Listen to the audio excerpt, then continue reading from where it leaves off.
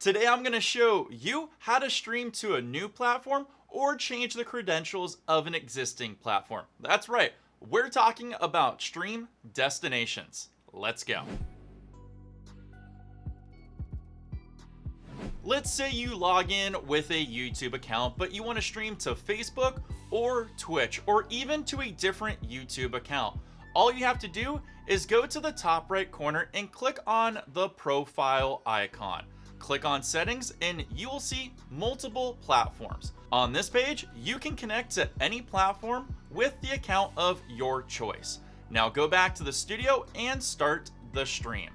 Any changes you made to your platform destination in the settings will display as your streaming destinations when you click go live. To stream to multiple locations, click on go live and click on all the link accounts you would like to stream out to. And yeah, it's as simple as that.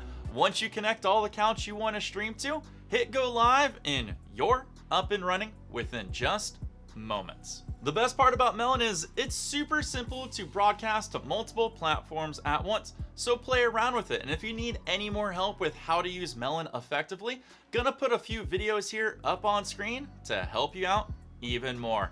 I will see all of you awesome people in the next Melon video. Take care, and of course, peace.